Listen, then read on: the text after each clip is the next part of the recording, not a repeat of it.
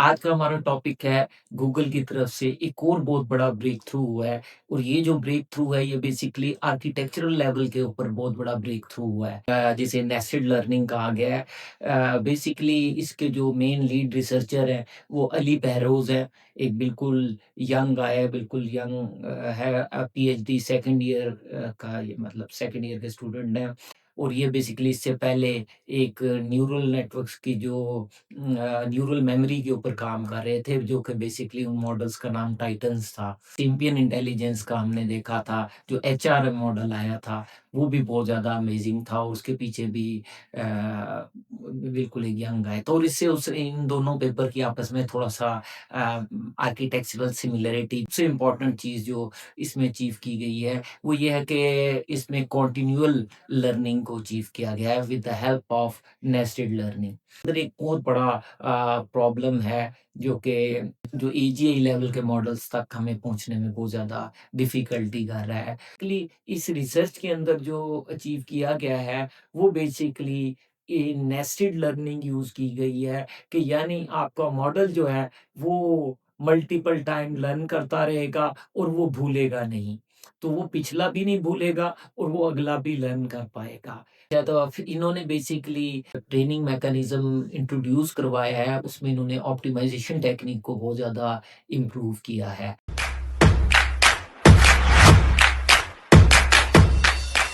अस्सलाम वालेकुम। आज का हमारा टॉपिक है गूगल की तरफ से एक और बहुत बड़ा ब्रेक थ्रू हुआ है और ये जो ब्रेक थ्रू है ये बेसिकली आर्किटेक्चरल लेवल के ऊपर बहुत बड़ा ब्रेक थ्रू हुआ है। ये कोई फ्रंटियर मॉडल नहीं है जिसको मतलब जनरल पब्लिक के यूज़ के लिए या उन्होंने बेंचमार्किंग में पीछे छोड़ने के लिए किया गया है। ये बेसिकली वो एफर्ट हुई है जिसके मुतालिक हम बड़े अरसे से डिस्कस कर रहे हैं कि जो ट्रांसफार्मर्स बेस्ड आर्किटेक्चर्स हैं और जो हमारी ट्रेडिशनल अप्रोचेज़ हैं, उनको यूज़ करते हुए हम एजीआई का जो हमारा स्कोप है या गोल है, हम उसकी तरफ कन्वर्ज नहीं कर पा रहे, हम उसकी तरफ वो अचीवमेंट नहीं कर पा रहे जो एक्सपेक्टेड है। तो वो उसमें हमें एक डिस्कशन कर रहे थे कि हमें आर्किटेक्चरल लेवल पर चेंजिंग रिक्वायर्ड है। तो ये बेसिकली एक बहुत ज़बरदस्त आर्किटेक्चरल लेवल के ऊपर एक बहुत बड़ा ब्रेक थ्रू हुआ है, जिसे नेस्टेड लर्निंग कहा गया है। बेसिकली इसके जो मेन लीड रिसर्चर हैं, वो अली बहरोज़ हैं। एक बिल्कुल यंग गाय है, बिल्कुल यंग है, पीएचडी सेकंड ईयर का, ये मतलब सेकंड ईयर के स्टूडेंट हैं।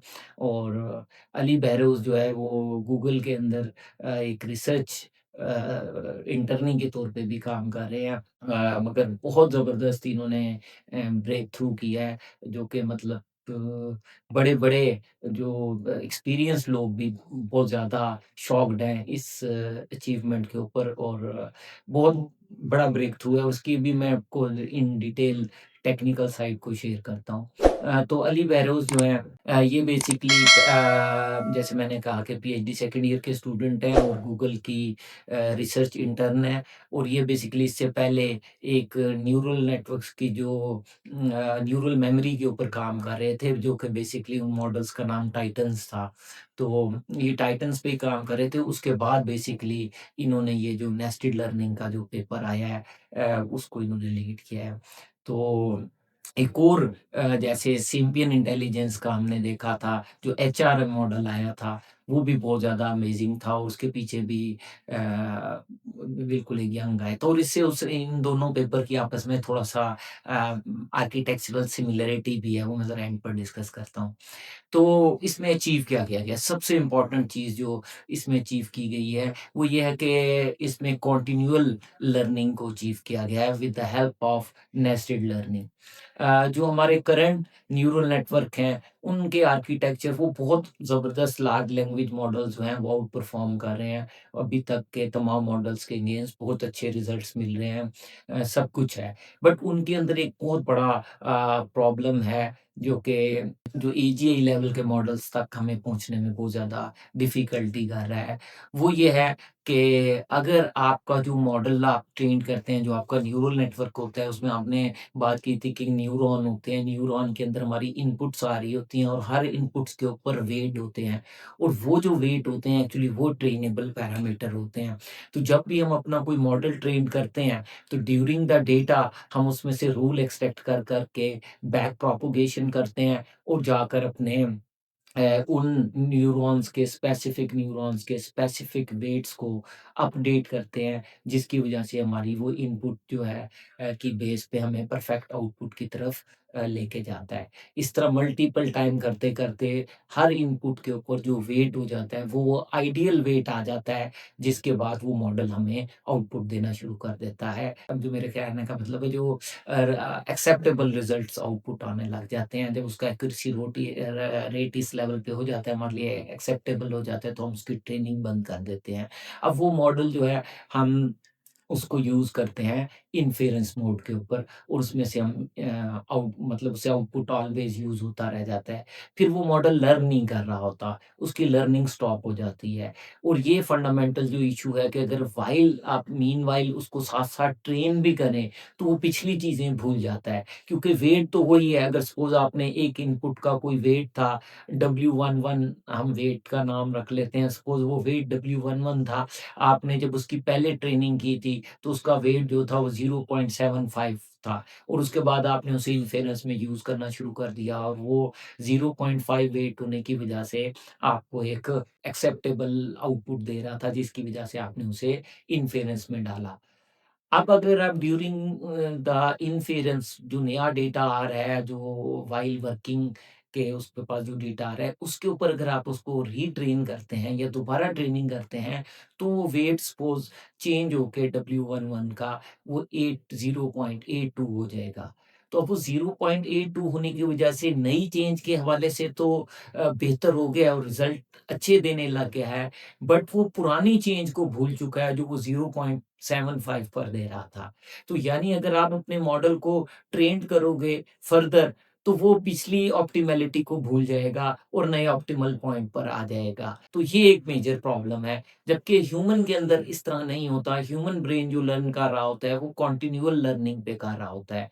ये जो एक किस्म की हमारी लर्निंग थी, जो अभी तक के हम मॉडल्स में अचीव कर रहे थे, ये बेसिकली एक किस्म की स्टैटिक लर्निंग थी। कि आपने जब मॉडल बनाया, तो मॉडल को बनाने के बाद आपने उस मॉडल को ट्रेन करके यूज़ करना शुरू कर दिया। अब वो सीख नहीं सकता, जितना सीख के आ चुका था वो है। अगर मज़ीद उसको सिखाएँगे, तो फिर पिछली सीखी हुई की ऑप्टिमैलिटी जो है वो ख़त्म हो जाएगी। इससे जो है मॉडल जो है वो भूलना शुरू कर देता है। जबकि ह्यूमन ब्रेन का एक फिनोमेना, जिसको हम न्यूरोप्लास्टिसिटी कहते हैं, को बेसिकली ह्यूमन्स जो हैं वो कंटीन्यूअल हमारा जो ब्रेन होता है, इवन हमें भी चीज़ें भूल जाती हैं, फॉरगेट होता है, बट वो इस लेवल पर नहीं है जिस लेवल पे हमारे करंट मॉडल कर रहे होते हैं। तो इंसानों के जो ह्यूमन ब्रेन का बिहेवियर है, वो कंटीन्यूअल लर्निंग का है, और बेसिकली इस रिसर्च के अंदर जो अचीव किया गया है, वो बेसिकली ये नेस्टेड लर्निंग यूज़ की गई है, कि यानी आपका मॉडल जो है वो मल्टीपल टाइम लर्न करता रहेगा और वो भूलेगा नहीं। तो वो पिछला भी नहीं भूलेगा और वो अगला भी लर्न कर पाएगा। तो ये बेसिकली कंटीन्यूअल लर्निंग यूज़ की गई है। ये एक बहुत बड़ा सेटबैक था या ड्रॉबैक था बेसिकली हमारे करंट तमाम आर्किटेक्चर्स के अंदर, कि जब भी हम अपने मॉडल को ट्रेन करते थे, तो अगर हम उसे मज़ीद फाइन ट्यून करते हैं, तो हम उसका पिछला ऑप्टिमल लेवल जो है, वो मिस कर बैठते हैं, जिसकी को हम फॉरगेट कह सकते हैं, कि वो भूलने लग जाता है, जब उसे हम अगली चीज़ों पे ट्रेन करने लग जाते हैं। जबकि ह्यूमन ब्रेन कंटीन्यूअल लर्निंग पे होता है, वो अगले के साथ-साथ पिछली चीज़ भी याद रखता है। जैसे सपोज़ आप कभी कह रहे हो, हम ये मानते हो कि 2 + 2 5 था, तो आपको कोई आके करेक्ट करता है कि नहीं, 2 + 2 जो है वो 4 है। तो आपको ये भी याद होगा कि पहले आपने गलत बोला था, 2 + 2 5, और सही क्या है, 2 + 2 4। जबकि हमारे जो मॉडल्स हैं, उनमें ये चीज़ मिसिंग थी, और अली बहरोज़ ने ये जो मेजर प्रॉब्लम एड्रेस किया है, तो ये बहुत बड़ा फंडामेंटल प्रॉब्लम है जो रिज़ॉल्व हुआ है। इन्होंने जो ये रिज़ॉल्व किया है, मॉडल की जो प्रॉब्लम रिज़ॉल्व की है, बेसिकली इसके ऊपर उन्होंने अपना एक मॉडल भी बनाया है, और वो मॉडल जो है वो होप के नाम से मॉडल है, और इसका जो प्रूफ ऑफ कांसेप्ट किया गया है, और उसने भी बहुत ज़बरदस्त परफ़ॉर्म किया है। अब हम डिस्कस करते हैं कि इन्होंने कंटीन्यूअल लर्निंग को मतलब किस तरह अचीव किया है, और किस तरह ये नेस्टेड लर्निंग वर्क कर रही है। तो बेसिकली ना, अगर आप इसका कोर कॉन्सेप्ट देखेंगे, हम अपने लार्ज लैंग्वेज मॉडल्स को भी अगर देखें, तो उसमें भी बेसिकली हम 2 तरह का कॉन्टेक्स्ट लेके चल रहे होते हैं। एक हमारा शॉर्ट टर्म कॉन्टेक्स्ट होता है, एक हमारा लॉन्ग टर्म कॉन्टेक्स्ट होता है। या यूँ समझ लें कि एक हमारी शॉर्ट टर्म मेमोरी होती है और दूसरी हमारी लॉन्ग टर्म मेमोरी होती है। जो हमारी शॉर्ट टर्म मेमोरी होती है हमारे ट्रांसफॉर्मर्स आर्किटेक्चर में या लार्ज लैंग्वेज मॉडल्स के अंदर, वो बेसिकली हमारी अटेंशन मैकेनिज़्म होता है। जो अटेंशन है वो बेसिकली शॉर्ट टर्म मेमोरी को रिप्रेजेंट कर रहा है और जो हम उसके आगे अटेंशन ब्लॉक के आगे फीड फॉरवर्ड नेटवर्क लगाते हैं, तो वो बेसिकली हमारी लॉन्ग टर्म लर्निंग होती है। तो इस तरह जो हमने इनपुट दी होती है, जो इनपुट कॉन्टेक्स्ट में हमारी इनपुट आई हुई होती है, वो उसकी करंट कॉन्टेक्स्ट को यानी उसकी शॉर्ट टर्म मेमोरी को एक्सप्लेन कर रहा होता है। और जो बेसिकली आगे फीड फॉरवर्ड नेटवर्क लगे हुए होते हैं, वो बेसिकली लॉन्ग टर्म लर्निंग को रिप्रेजेंट कर रहे होते हैं। अच्छा, तो अब इन्होंने बेसिकली ट्रेनिंग मैकेनिज़्म इंट्रोड्यूस करवाया है, उसमें इन्होंने ऑप्टिमाइज़ेशन टेक्निक को बहुत ज़्यादा इम्प्रूव किया है और उसमें इन्होंने बेसिकली आरएनएन को यूज़ किया गया है, रिकरेंट न्यूरल नेटवर्क्स को यूज़ किया गया है विद डिफरेंट फ्रीक्वेंसी के हिसाब से बेसिकली आपने डिफरेंट वेट्स को ऑप्टिमाइज़ करना है। यानी इन्होंने एक स्पेक्ट्रम टाइप बना लिया है कि आपके डिफरेंट मॉड्यूल्स हैं, लाइक अगर आपकी फ्रीक्वेंसीज़ 1 है, तो आपके कुछ और नंबर ऑफ वेट्स जो हैं वो अपडेट होंगे और जो आपकी फ्रीक्वेंसी 1 होगी तो उसपे दूसरे होंगे, 2 पे तीसरे होंगे, 4 पे। तो इस तरह करके इन्होंने basically different frequency spectrum create किया गया है और उस फ्रीक्वेंसी स्पेक्ट्रम के अंदर इन्होंने बेसिकली डिफरेंट वेट्स को अपडेट किया गया है। और ह्यूमन ब्रेन में भी इसी तरह की सिमिलर फंक्शनैलिटी हो रही होती है। जब वो भी कोई नई चीज़ सीख रहा होता है या पढ़ रहा होता है। तो इसमें मल्टीपल मॉड्यूल यूज़ किए गए हैं और हर मॉड्यूल के अंदर जो उन्होंने बेसिकली उस मॉड्यूल के जो वेट्स वगैरह को अपडेट किया गया है, वो डिफरेंट फ्रीक्वेंसी स्पेक्ट्रम की बेस के ऊपर किया गया है।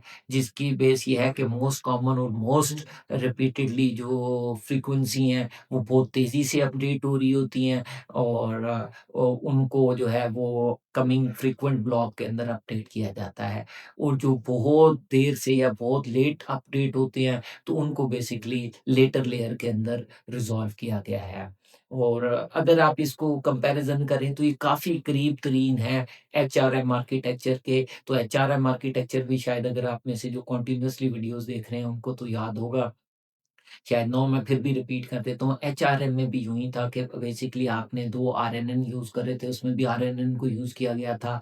एक हाई फ्रीक्वेंसी था, जो टॉप ब्रेन के मेजर प्रॉब्लम की रीज़निंग को हैंडल कर रहा था और बेसिकली एक आपका जो लो ब्रेन था, जो कि बहुत फ्रीक्वेंट चीज़ों को रिज़ॉल्व कर रहा था। तो एक हायर लेवल चल रहा था और एक लो लेवल चल रहा था। बट फ़र्क ये था कि वो जो था वो रीज़निंग के अंदर यूज़ हो रहा था और यहाँ फ़र्क ये है कि ये बेसिकली आपकी जो ट्रेनिंग और वेट्स को अपडेट करने के लिए बेसिकली डिफरेंट फ्रीक्वेंसी उधर 2 यूज़ हुई थी और इधर इन्होंने मल्टीपल फ्रीक्वेंसीज़ को यूज़ किया गया है। तो सिमिलैरिटी देखा जाए तो आरएनएन्स हैं और डिफरेंट इन्फॉर्मेशन को डिफरेंट फ्रीक्वेंसी पे रिज़ॉल्व करना, ये भी दोनों के अंदर कॉमन है।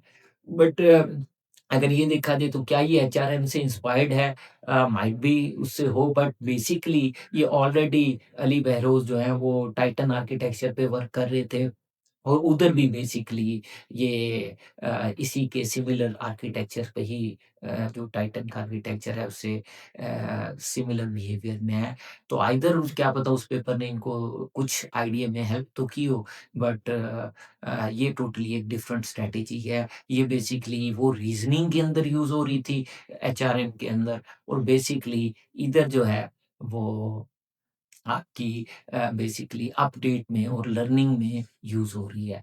तो इस तरह ये मॉडल जो है ड्यूरिंग द इन्फेरेंस भी ट्रेन हो सकता है और ट्रेनिंग के दौरान जो है वो अपनी पुराने जो चीज़ें हैं उनके वेट को ये नहीं भूल पाता। ये इसका मेजर जो है प्लस पॉइंट है और ये वो मेजर फंडामेंटल प्रॉब्लम है जिसको बेसिकली नेस्टेड लर्निंग एनएल के थ्रू रिज़ॉल्व किया गया है। तो इसका जो होप मॉडल आया है उसने अपने करंट आर्किटेक्चर के साथ जो उसको कंपैरिज़न किया है, कई जगह पर तो बराबर और कई जगह उसने ट्रांसफ़ार्मर से भी बेहतर रिज़ल्ट जो है वो दिए हैं। तो ये था बेसिकली हमारा जो गूगल का एक मेजर ब्रेक थ्रू हुआ है नेस्टेड लर्निंग और जिसमें हमारा मॉडल जो है वो भूलता नहीं है और ये बहुत बड़ा ब्रेक थ्रू हुआ है क्योंकि इसने एक मेजर प्रॉब्लम को एड्रेस किया है। इस तरह की मज़े-मज़े की वीडियो के साथ आपसे मिलते रहेंगे। Wish you good luck. अल्लाह हाफ़िज़।